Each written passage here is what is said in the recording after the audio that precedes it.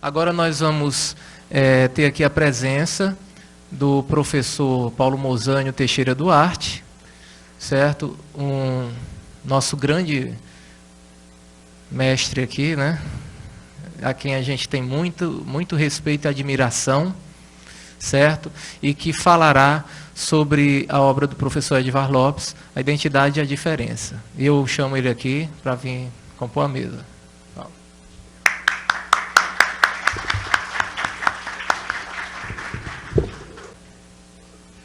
Bom dia, pessoal.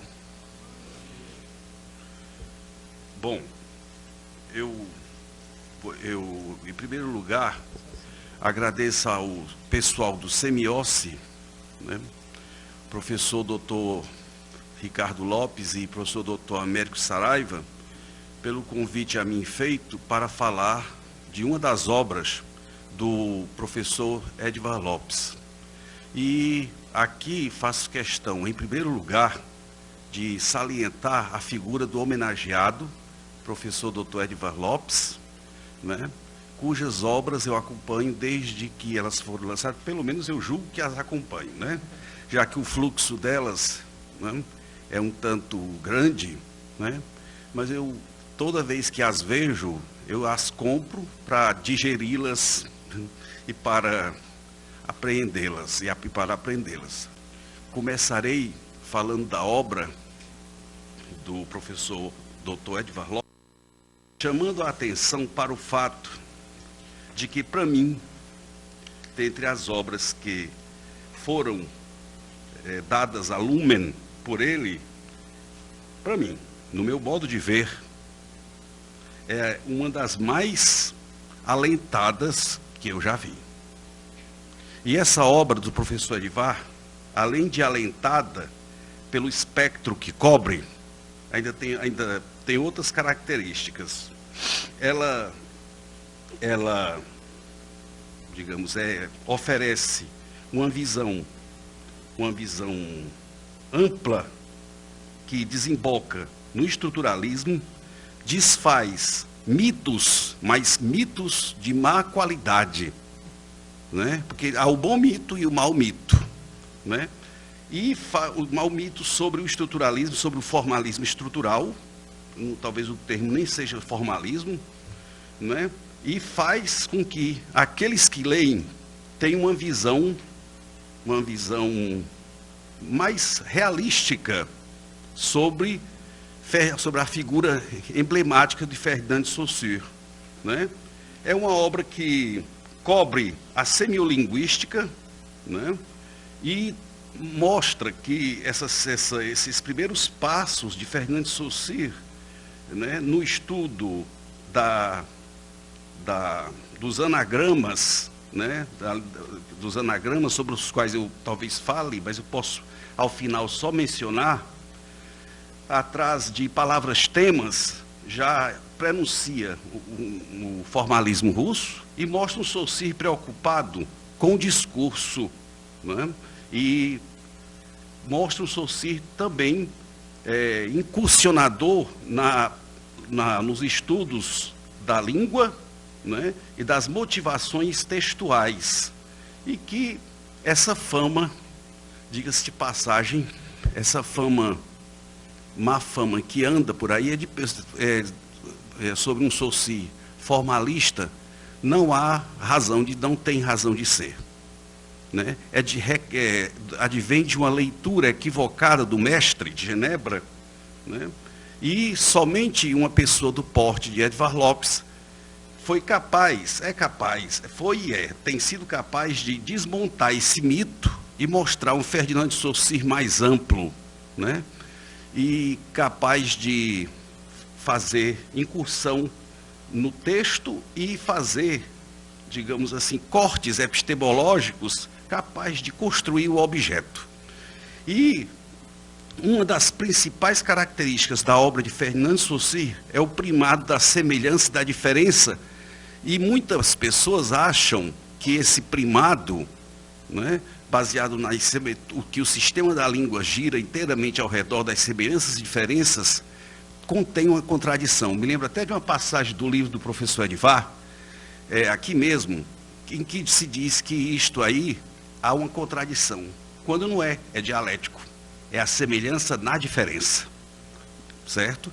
A semelhança na diferença.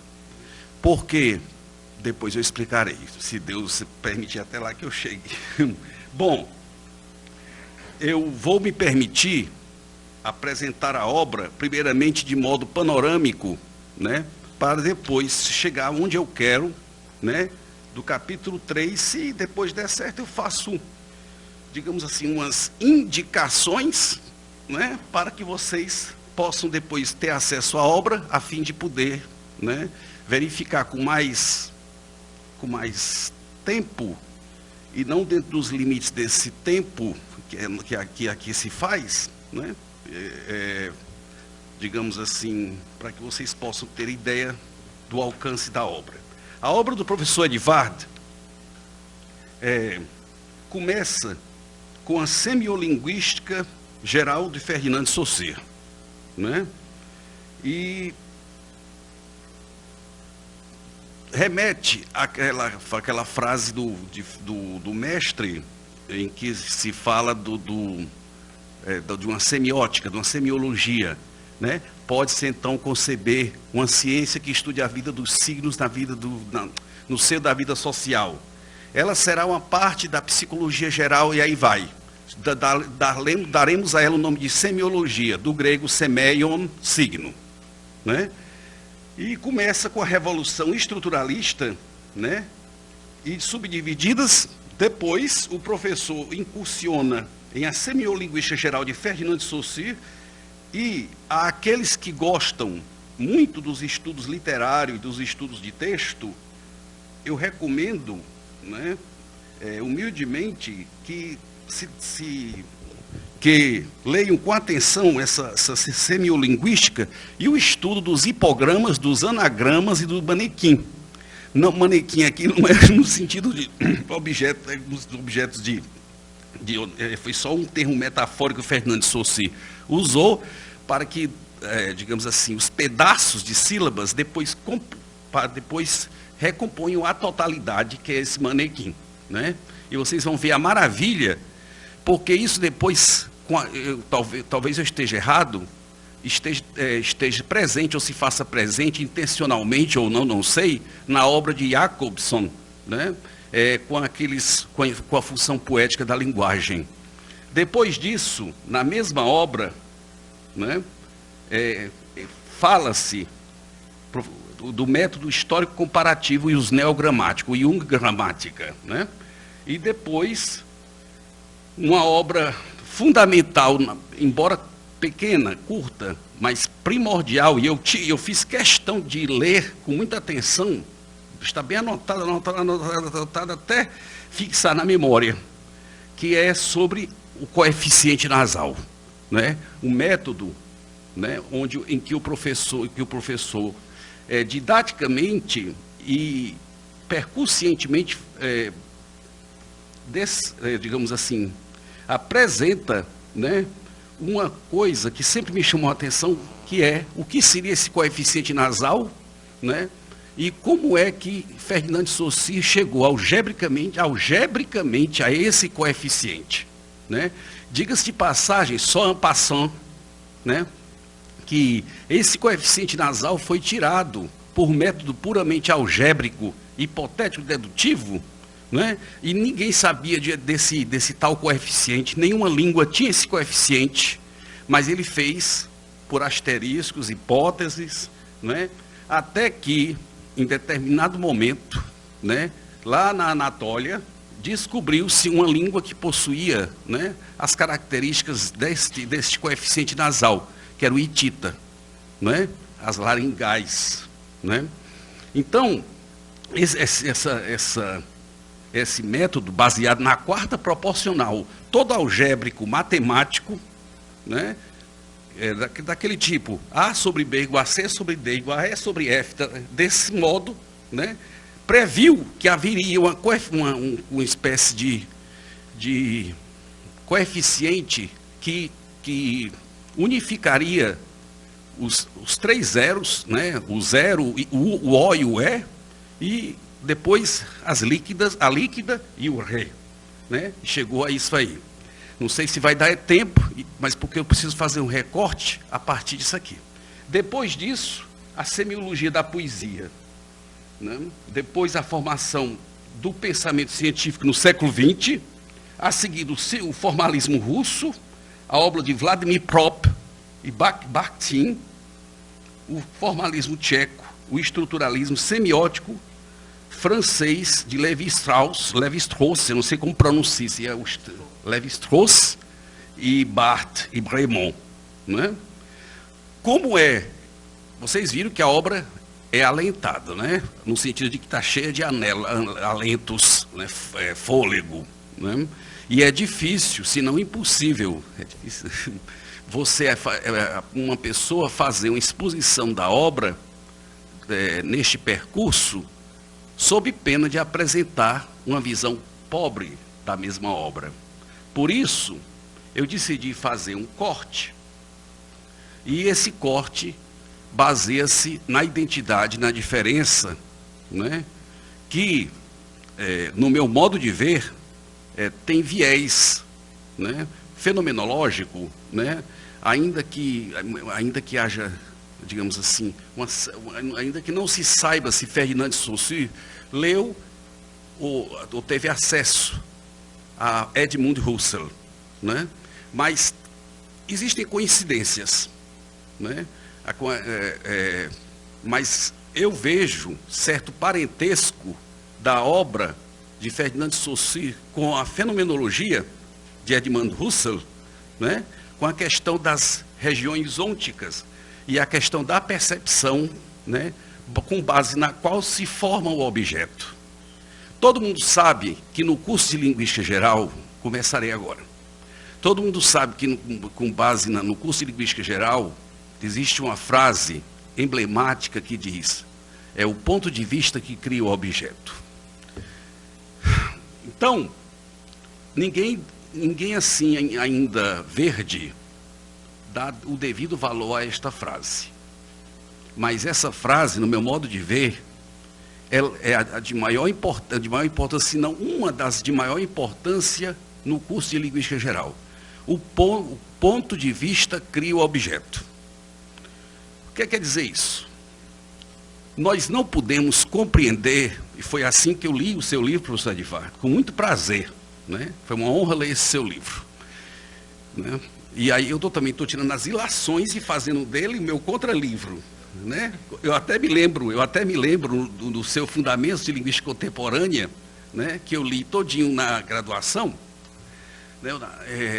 Quando tem um livro que não encierra seu contralivro, é considerado incompleto, né? Então eu vou fazer dele, de algum modo, meu contralivro, né? A partir da leitura salutar e prazerosa que eu tive, né? Então,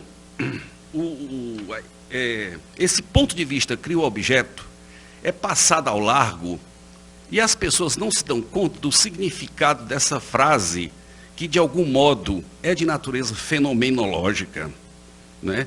Que lembra Husserl, com aquela questão da totalidade das partes, que às vezes é obscura. Lembro bem que o professor Edvard diz que existem passagens obscuras nas obras de Edmund Husserl, né? Por causa dessa totalidade, das totalidades, a qual nós nunca vamos ter acesso. Nunca. Porque essa totalidade que sempre se sucede, chegará a um ponto em que, se alguém alcançar, chegará ao divino, que é a unidade, é o todo, o grande todo, não é? Bom, mas nós não estamos fazendo metafísica. Então, eu vou ficar aqui nas dicotomias por algum tempo, né? E falando dessa frase, o ponto de vista cria o objeto.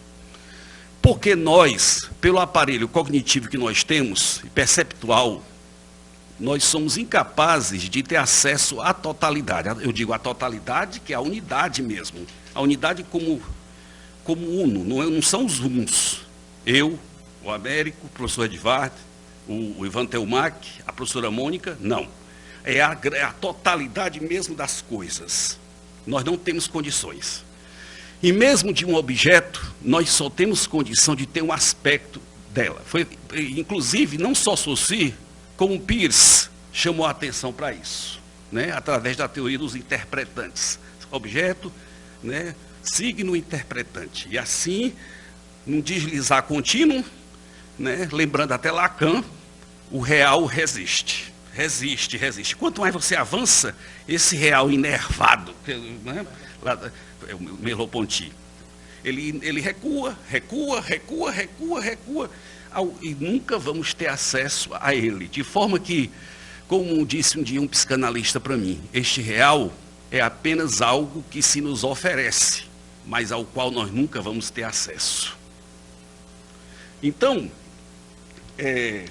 vou chamar a atenção para o fato, primeiramente, da dicotomia língua-fala, né?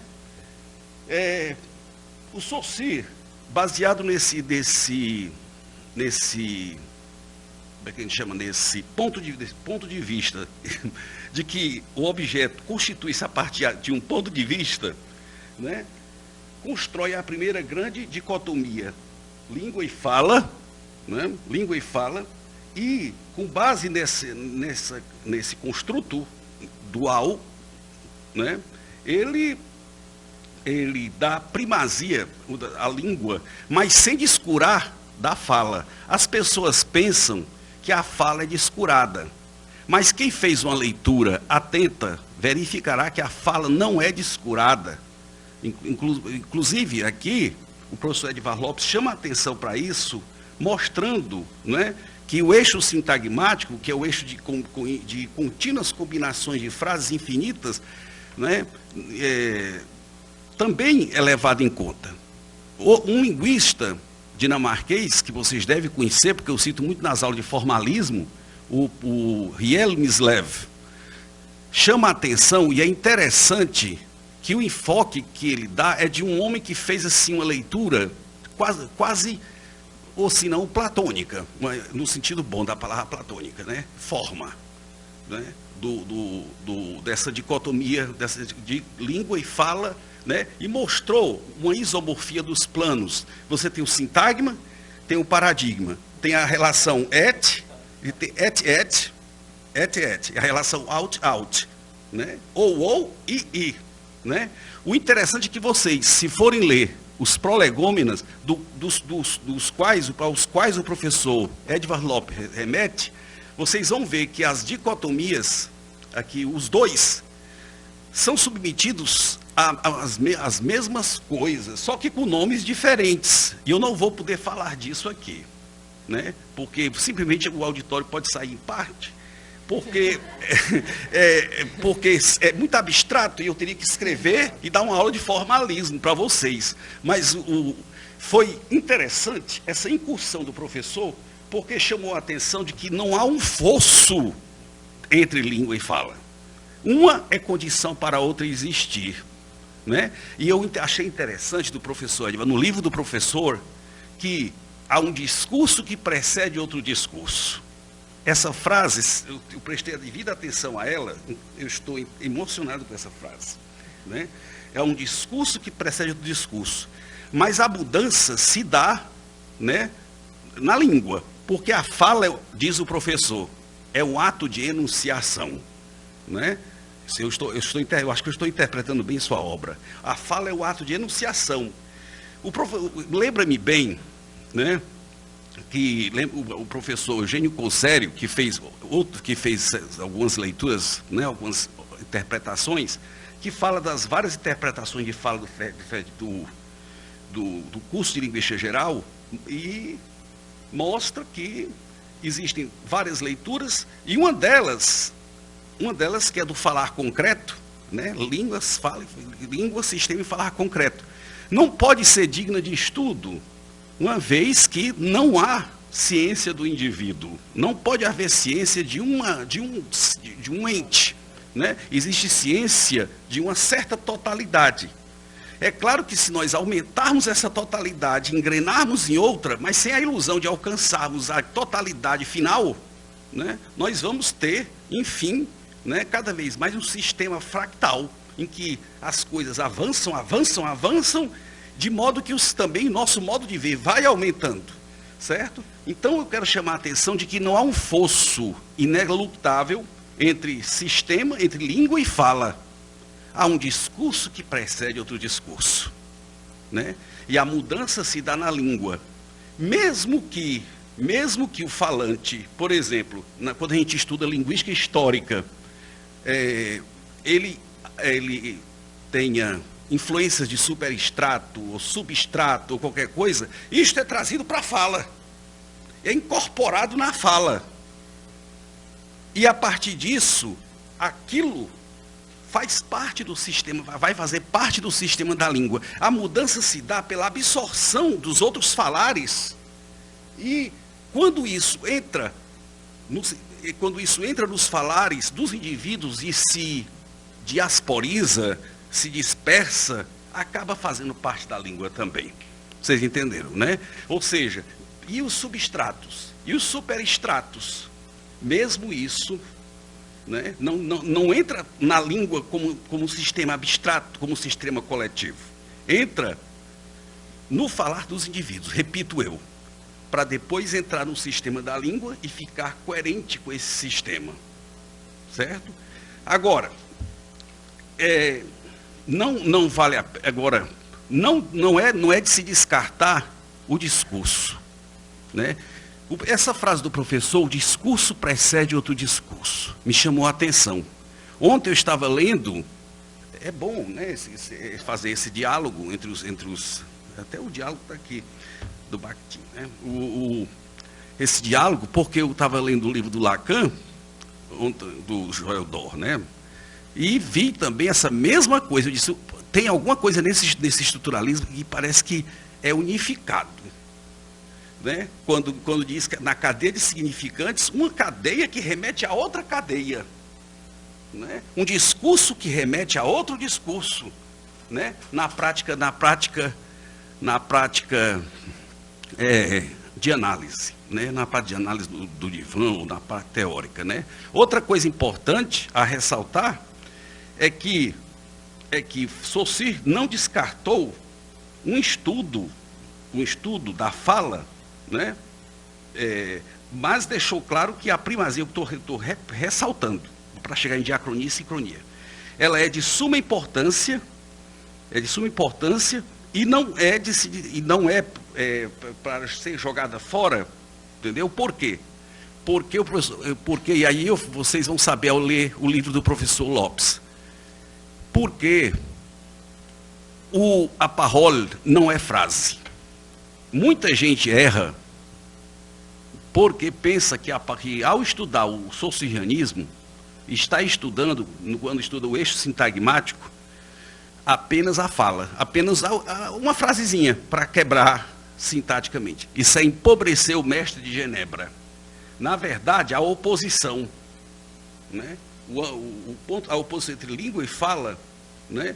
não nos leva a subestimar a fala, porque a fala pode ser, segundo a leitura do livro, inclusive um texto inteiro, um parágrafo inteiro.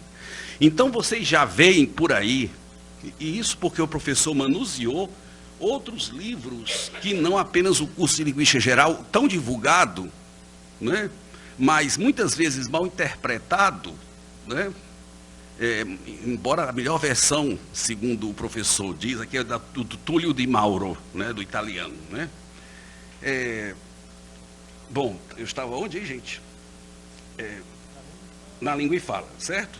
Então, pode ser o parágrafo, pode ser um texto inteiro. Quando você considera isso, você já está começando a entrar num âmbito não só abstratamente formalista, mas também no âmbito, de algum modo, funcionalista, embora um funcionalismo diferente, embora uma análise do discurso diferente, né? Porque, dependendo do ponto de vista, vocês sabem, nós podemos ter várias análises do discurso. E o interessante, eu faço questão de fazer promissão a isso, não tem a remissão, né? Uma promissão a isso, de um livro que o professor manuseou, do Gödel, né? Sobre a oposição entre sistema e processo, para vocês verem que há como que uma espécie de uma prenunciação, uma espécie de como é que nós chamaríamos? Uma espécie de João Sebastianismo, vamos chamar assim, do funcionalismo aqui, né? Então não faz sentido para mim essa tolice de colocar essas briguinhas, vocês vão ver, só passando, essa briguinha entre formalistas e funcionalistas, etc., etc., entre formalistas e marxistas, vocês vão ver que não tem no menor interesse, né? É equívoco de uma leitura.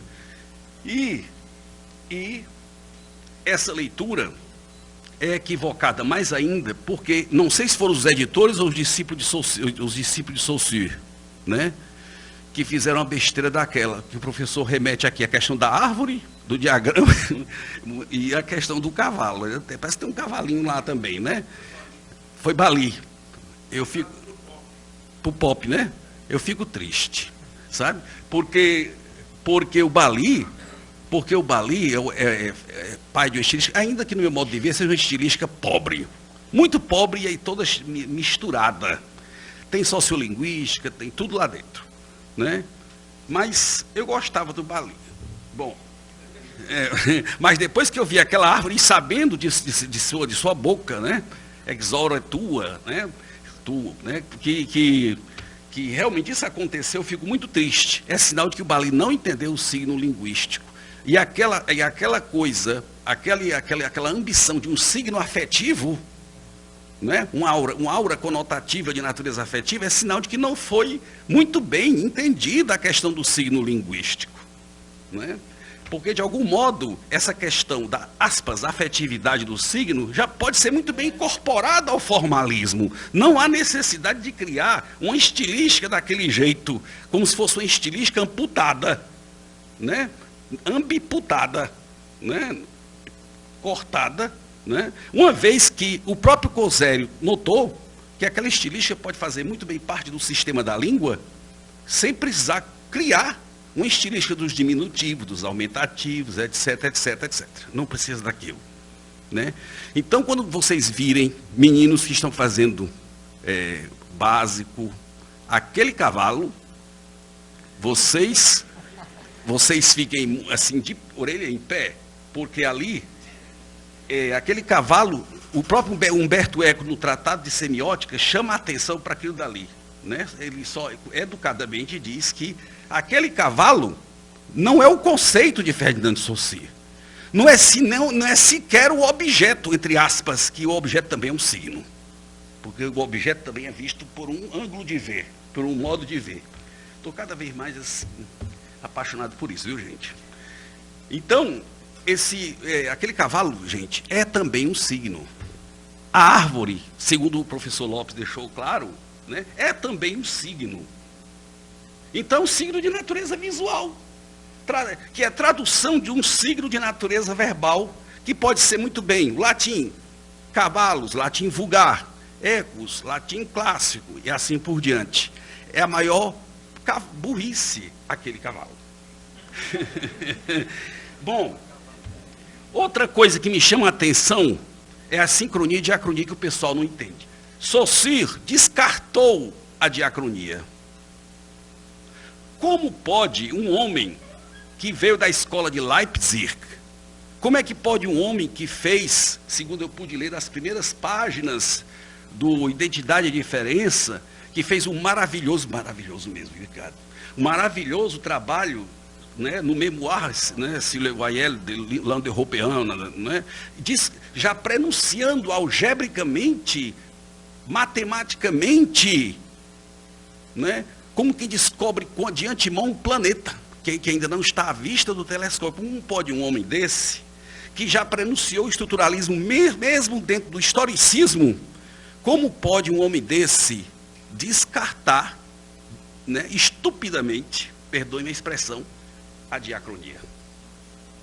Apenas ele disse: não misturem os métodos.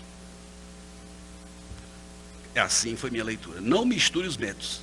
Faça um estudo diacrônico, organizado, e não atomístico, né? Faça sincronia.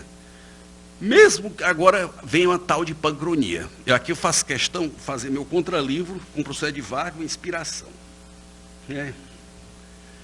Quando você faz, eu vi a tese de um professor, mas eu não cito, fazendo questão de mostrar como o sistema se equilibra, né, às expensas das casas vazias. E essas casas vazias são quase teleológicas, finalísticas, o sistema buscando viver, parecem organismos vivos, às vezes mesmo parte do estruturalismo me lembra o historicismo, né? Então, por exemplo, em dado momento, só para dar um exemplo, as duplas do latim, as geminadas, PP se opõe a P. PP passa a P, P passa a B. Vocês estão percebendo, né, o método estrutural aí. Mas acontece que isso em nada, no meu modo de ver, em nada alterou a dicotomia básica. Porque simplesmente só fez nos mostrar uma sucessão de sincronias, chamada como se fosse assim, um holismo sincrônico diacrônico. Pessoal, eu não consegui ver nada de superação da diacronia nisso. Eu só consegui ver uma oposição, PP se opõe a P em latim, as geminadas, PP passa a P, as geminadas passa a simples e o P passa a B. Sincronia 1, sincronia 2. Qual é a novidade de um trabalho assim? Eu não vejo unidade nenhuma. Não vejo graça nessas coisas. Certo? E outra coisa também que chama a atenção no livro do professor Edivar Algures, né, é uma frase de que esse sistema é a palavra que o Saussure sempre usa, né, professor? Não estrutura, parece, né? Foi assim. É uma coisa que me chama a atenção, é que esse sistema nunca é atingido, dificilmente, eu não tenho medo nunca, dificilmente é atingido em sua totalidade, certo? Dificilmente é atingido. Eu não sei se fiz uma leitura boa, assim, no sentido de que ele é mudado de uma vez. Eu me lembro muito bem de uma parte do seu livro em que existe a figura do observador para cá. A questão do observador é importante, é fenomenológica também, né? Aqui, um observador prospectivo e um observador retrospectivo. Neologismos, arcaísmos e neologismos para lá, né? E fora novas formações apontando para a mudança, né? E apontando para lá, né? Essa coisa chama a atenção para o fato de que a língua está em eterno devir, está em contínuo devir. E vem de um contínuo devir. De forma que não temos um sistema fotográfico, uma coisa parada, né? Existe um livro até do Eugênio Cossério chamado Sincronia, Diacronia e História, né? Que chama a atenção para o fato de que existiam linguistas que achavam ser um contrassenso haver mudança e sistema coexistindo. Mas não há contrassenso, só se fosse um sistema de natureza lógica, né? Um sistema parado, de natureza matemática. E mesmo assim o professor Lopes chama a atenção para um fato, e ainda depende da matemática que você usa, porque todo mundo deifica a matemática, certo? Mas deifica a matemática euclidiana. Mas existe a de Lobachevsky e a de Gauss, partindo de um postulado de Euclides, que depois viu que não era bem postulado, mas um teorema, né? Então, nem a matemática é um sistema solitário, porque existem 3 matemáticas, pelo menos até que descubram uma 4ª, né? Então eu quero chamar a atenção para o fato de que essa dicotomia, língua e fala, sincronia e diacronia, ela é um construto, mas apenas um construto para organizar o objeto. Porque se não houvesse, haveria uma verdadeira, como é que eu chamo? Catástrofe do ponto de vista metodológico. Matoso Câmara chama a atenção para um fato que corrobora o que o professor Lopes aqui coloca tão bem no seu livro, né? Em que remete à figura do botânico. No tempo que a linguística era era guiada pela biologia, do Schleicher, né? August Schleicher. Do verbo comer, todo mundo sabe disso aí. Verbo comer. Comeder, latim vulgar, já está no latim vulgar. Comeder, aí caiu de, comer, e depois comer. Todo mundo sabe que a análise correta,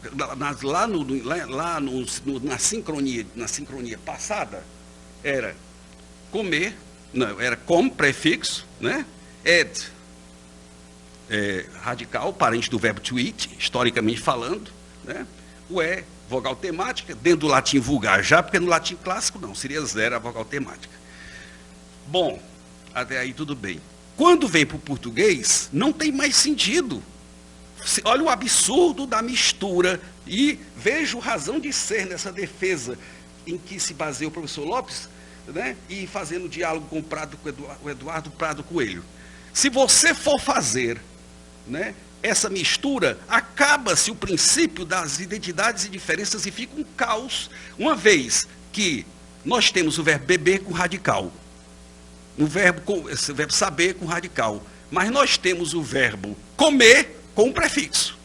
Se você for coerente, vai dizer que o prefixo continua e o verbo ficou um verbo, né, monstruoso, né, um verbo teratológico, né, prefixo, vogal temática e tudo mais, distoante dos demais, ou seja, a identidade e a diferença desaparece. Mas acontece que o Júlio Ribeiro, em cujas páginas está esta análise, prefixo radical, pode ler lá, ele é coerente com seu atomismo, com sua história atomística, certo? E eu me pergunto se, até hoje, se é possível uma história organizada, assim, uma história que seja puramente história. Não vejo como, né? A gente pensa que está fazendo diacronia, né? A gente pensa que está fazendo gramaticalização. Na verdade, a gente pensa que está fazendo gradualizações. A gente está fazendo, na verdade, sempre disfarçadamente binarismo e não sabe. Certo? Por quê? Porque na escala da qual suspeito, né, tem os protótipos, as rotorias, há sempre um ponto que se opõe a outro ponto. E os dois extremos que se opõem, eles já se opõem tão fracamente que eu já não sei mais o que ele inicia. Vocês estão entendendo? Já iniciará outra gradação. E assim por diante. E, do ponto de vista, o binarismo, as oposições socianas, eu estou falando e sou suspeito, aqui, essas oposições são um pouco estranhas. Né? E eu não sei até hoje como é que perguntei a pessoas como é que elas são construídas, a posteriori ou a priori. Eu acho que são a posteriori. Né? Você observa, por exemplo, o aspecto verbal, a voz verbal, tudo mais, isto vê lá, e depois disso verifica os aspectos comuns, né? E depois disso, né, constrói o protótipo, e depois aquelas que se afastam do protótipo. Mas a pergunta é, e eu não vou responder agora, certo? Em que é que isso contribui? Né? Quando você tem uma gramaticalização, né, que deve ser gradual, não deve ser aquela dos gramáticos, né? Estou fazendo um diálogo com o seu texto, né? Até que, como isso influenciou minha mente mais ainda. Quando você faz isso, você, na verdade, está fazendo binarismo, né? E chega um momento em que você tem uma espécie solitária, né? E quando faz a gramaticalização, você não esquece que você está fazendo uma evolução contínua. Ou seja, aquela gramaticalização vamos supor que sejam 4 fases graduais para dar uma certa ordem às mudanças, mas de certo modo é sempre 1, 2. O terceiro é o 2 do 2, e assim por diante. Porque não se deu no mesmo tempo. São sincronias diversas. Né? Então, quero chamar a atenção para as implicações que o professor Edivar leva para o mito. Imagina-se que uma lenda começa por um sentido. Veja aqui, né? Queria ler a parte da lenda, né? A parte da influência do Se eu não fizer o corte, todavia, né? Imagina que uma lenda começa por um sentido, que ela teve desde sua primeira origem, o sentido que ela tem, ou melhor, imaginar que ela não pode ter um outro sentido qualquer. É uma operação que me espanta, pois dados 5 ou 6 elementos materiais, o sentido mudará no espaço de alguns minutos se eu pedir a 5 ou 6 pessoas trabalhando separadamente para combiná-los. Certo? Então, essa implicação, essa do Starobinsky, né? Apo de Starobinsky, né? Porque é muito difícil ter acesso ao material saussuriano, né? Eu quero chamar a atenção para vocês que Saussure fez esse tipo de estudos também dentro do texto, onde está no primeiro capítulo aqui. Outra parte importante, vocês entenderam, né? Sincronia, diacronia, língua, fala. Não há fosso, né? Basta ver o Riemsliev, lá pegando constituintes e expoentes. Né? Aqui se chama solidariedade, aqui se chama combinação. Tá? Ou seja, há como que uma harmonia categorial entre o eixo paradigmático e o eixo sintagmático, vocês podem ver nos prolegômenos. Outra coisa importante é chamar a atenção para a questão da forma e do conteúdo, da forma e da substância. Em primeiro lugar, o conceito de forma é relativo, né? Para nós que professamos a linguística, né? Nós nos baseamos, dá para ver, pessoal? Dá, não, né? Está aqui no quadro do professor Lopes, né? Um quadro, eu vou explicar. Nós temos o plano do conteúdo e nós temos o plano da expressão. Muita gente, por economia, só usa plano do conteúdo e plano da expressão. Na verdade, para sermos bem explícito, devíamos dizer forma do conteúdo e forma da expressão. Né? A forma do conteúdo é o sistema gramatical, etc., e a forma da expressão significante. Agora, quero deixar claro uma coisa, né? Que quando o Saussure fez o curso de Linguística Geral, que é apenas uma parte de uma grande obra, completada pela obra que o professor Lopes teve acesso, que é Morfologia, onde já aparece o conceito de função, né? Existe aqui o conceito de plano do conteúdo, plano da expressão. A forma do conteúdo e a forma da expressão juntos formam o signo. O signo. Vocês estão entendendo, né? A forma da expressão. O que é forma? A forma aqui é o feixe de relações, né? Em que as unidades, o importante é que uma se difira da outra. Forma da expressão, forma do conteúdo. Todavia, para um cientista que vai estudar, é isso que eu quero deixar claro para vocês, a partir da obra já lida por mim, então, li mais da metade. Para um físico, por exemplo, aquelas ondas, né, aqueles espectros, ali já é forma para eles. O conceito de forma é relativo. O que é substância para um linguista é forma para outro. Vocês estão entendendo, né?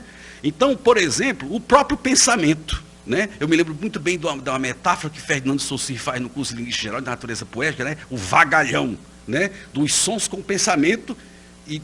Só muito... Meu Deus do céu, só mentira, emociona demais. O vagalhão dos dois, né? O bater, né? Dali emerge a beleza, o signo, né? Esse signo que povoa este mundo, né? E do qual nós não podemos sair. Só vivemos entre eles, e com eles, por eles, para eles, né? Mas o pensamento, por sua vez, eu não diria o pensamento, mas, digamos, a forma como se quer organizar esse pensamento, ou o estudo da forma como esse pensamento se organiza, quer patologicamente, quer, aspas, normalmente, já é visto como uma forma para um psicólogo. Isso para uma pessoa que quer estudar o pensamento, não como algo que pode ser flagrado, porque o pensamento não sei o que é.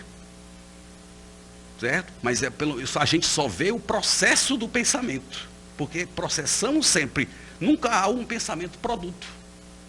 Mas quando flagramos o pensamento, nunca podemos flagrar senão um momento em que ele está, digamos assim, em movimento. E quando a pessoa morre, termina o pensamento.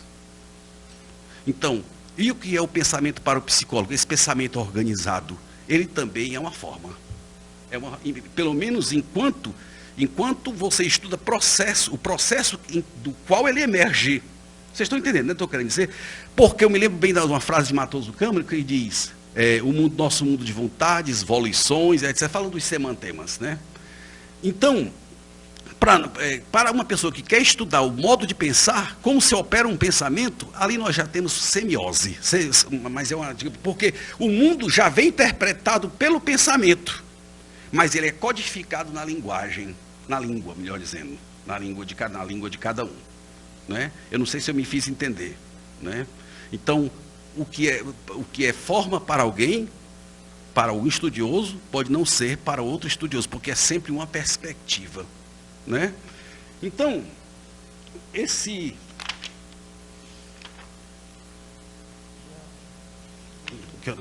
minutos? Certo. Espera aí, eu estou terminando, viu?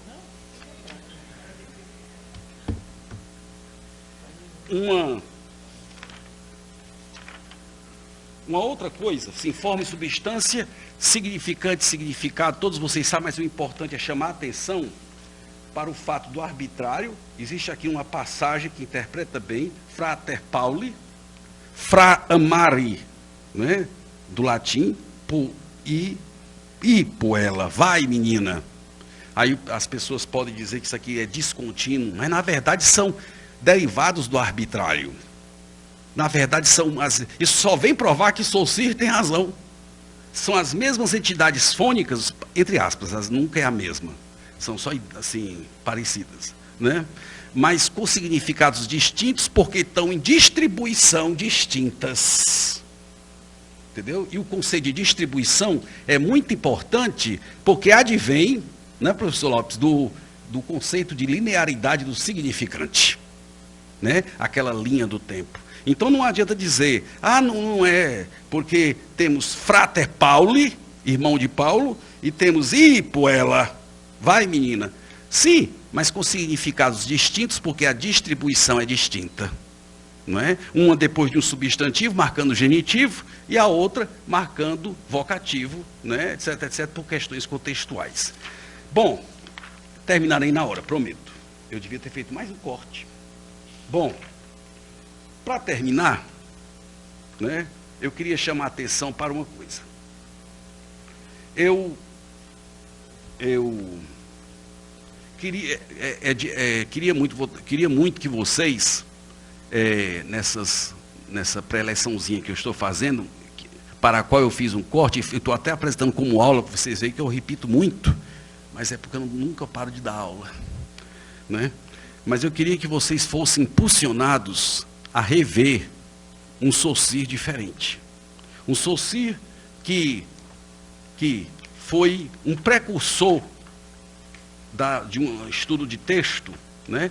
Isso é muito importante. Eu recomendo o capítulo inicial da semiolinguística, em que ele estuda pedaços de sílabas combinados. E ele ficou espantado como é que isso foi feito, porque isso prenuncia a função poética dentro de um texto. E esses pedaços de sílabas, muitas vezes, formavam o nome de um herói, o nome de um deus, etc. A palavra tema, né? Depois chamado de um manequim. Né? Em outras palavras, esses pedaços são os hipogramas. Né? Os hipogramas. E outra coisa importante, né, além dessa precursão ao estudo do texto, sob uma perspectiva, sob um ângulo, é a alusão ao um dos capítulos que fala do formalismo da escola de Praga e da escola de Moscou. Né? E também é importante perceber uma coisa aqui. Né? Deixa eu ver se eu marquei direito. Estou terminando de ficar. Eu sei, eu entendo as implicações. Bom, só um momentinho. Sim, falo sem olhar. Além disso, quer dizer, além de tudo isso, né, das famosas dicotomias que eu recomendo que vocês leiam, reestudem, né? No curso de morfologia, ao qual não se tem acesso fácil, eu não tenho, mas eu pude ver coisas importantes que o professor Lopes trouxe para nós, é que aparece o conceito de função, que é processo, ao lado do conceito de forma. Certo? Então, a gente precisa ver, né, não é apenas julgar por um dado livro, né? O problema das linhas, das entrelinhas do discurso é muito importante. E, se alguém me perguntar, ainda que eu tenha lido até certa hora da madrugada, né, e cansada, não sei se ficou o suficiente no cérebro, qual é o ponto mais importante do livro? Todos os pontos são primases, né?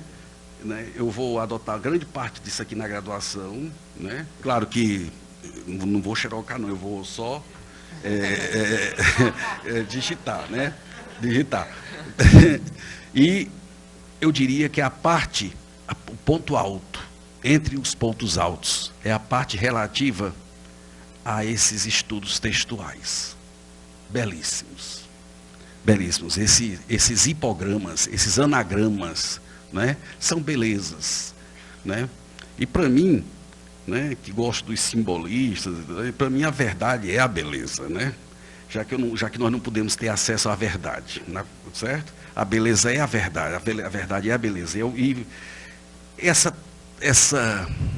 tentativa de conciliar falsos opostos. O professor Lopes traz uma obra, já vocês estão vendo que é a arte final, né? Uma obra que tem uma grande vantagem sobre as demais obras que eu li. Ela não se limita a resenhar. Ela não se limita a copiar. Ela interpreta, ela se imiscui com a obra e também faz sua síntese.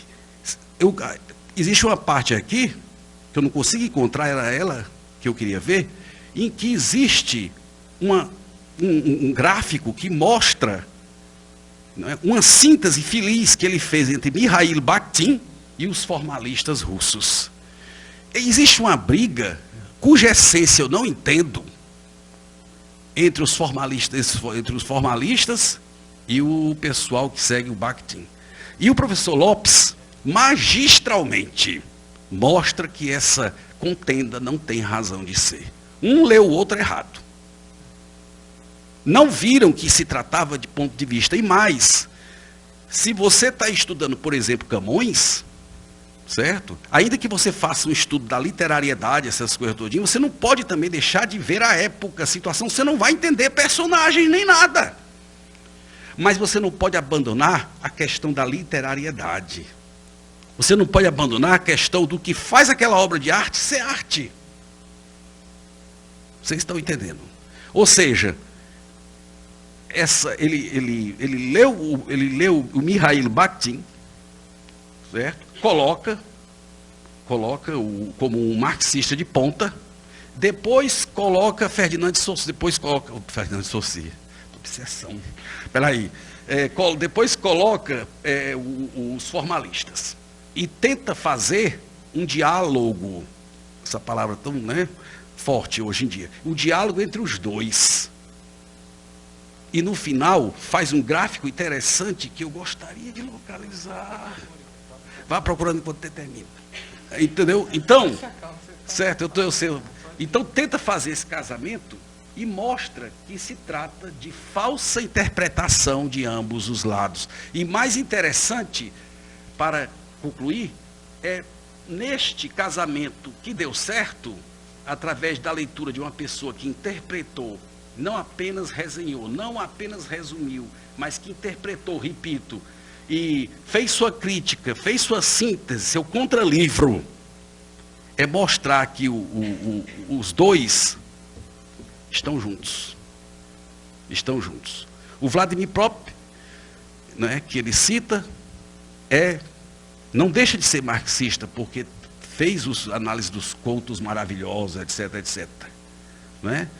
E nem sequer o Mikhail Bakhtin deixa também os aspectos formais de lado. Né? Na verdade, a crítica deve ser endereçada aos marxistas positivistas. Porque o marxismo é uma doutrina que tem vários vieses, vocês sabem disso, né? Vários vieses, e um deles chegará ao ponto de ser positivistas. Né?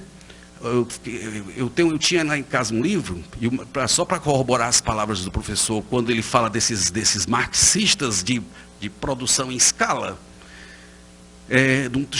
de um Thalheimer, que transforma a doutrina em religião. Tem a religião, mas não misture com filosofia, nem com não, porque é outra história. Então, eu recomendaria para vocês, né, e aqui eu termino, a leitura dessa passagem semiológica muito bem interpretada, essas partes semiologia da narrativa, certo? Nesses diversos campos, as dicotomias saussurianas e também, no âmbito da linguística teórica, da linguística chamada clássica, histórica, como quiser, o fabuloso trabalho sobre as memórias. É apresentado, eu já ouvi falar do coeficiente sonântico, né? Mas se vocês virem como é apresentado aqui, como é interpretado, né? O A representando esse coeficiente, eu não vou dizer, nem eu vou mostrar aqui como é que foi, né? Sobre uma quarta proporcional e sobre uma fórmula matricial, ele mostra, né? E uma constante, que é o coeficiente sonântico, né? Aqui, ó, olha como eu li mesmo, olha aqui, testemunho vivo, está aqui, certo? E principalmente isso aqui, está aqui riscado. Eu sei que não estão vendo, depois eu mostro. Ou então passo por e-mail isso aqui, né? Os coeficientes sonânticos, né? É interessante a tentativa de retirar as longas e mostrar que esse coeficiente pré-existiu, né? E é belíssima a interpretação. Eu diria que dos livros de linguística que eu li, é um dos melhores, se não o melhor. Eu não sou de puxar o saco, não. Todo mundo conhece, sou meio rigoroso nas minhas coisas. E, aliás, isso já se pronuncia desde a obra que eu li quando era mais novo, menos calvo. Eu li isso nos Fundamentos da Linguística Contemporânea, quando ele interpretava o Jacobson sob o ângulo semiótico. Quando ele pega a função metalinguística e a função poética e coloca dentro de algo, dentro de um só, do outro chamado o interpretante. O interpretante, vocês lembram, professor? O interpretante do contexto e o interpretante do código. Acontece que o que é rico é o interpretante do contexto, porque o outro, do código, como diz o Rifaté, cai numa espécie de uma semiose lingual cansativa. Quem é que vai ficar perguntando uma coisa atrás da outra? Enquanto a outra não. Se dá um discurso, se instaura no discurso, conversa, retrocede, avança, tudo mais. Até, digamos assim, até não se esgotar mais, né? E a palavra usada por ele foi do interpretante, né? Que se instaura no próprio discurso, né? E faz com que a gente leia o texto, né? Embora tendo a língua como vigilante, né? Você lê sempre dentro de um viés, né? Em que A chama B, B chama C, e depois há uma remissão, quando você vê aqui, voltou para trás, depois uma promissão, e assim por diante, certo? Isso está tanto no livro Fundamentos da Linguística Contemporânea, e também é retomado, mas muito mais profundamente no discurso, texto e significação, em que ele retoma as funções poéticas, a função poética. Ou seja, é um professor, né, que nunca deixa de pensar e que não separa o magistério através dos seus livros, suas obras, não separa magistério da pesquisa. Pesquisa e aos que estão distantes lega o produto do seu trabalho, ainda que nós saibamos que continua a produzir. Agradeço a vocês. Terminamos.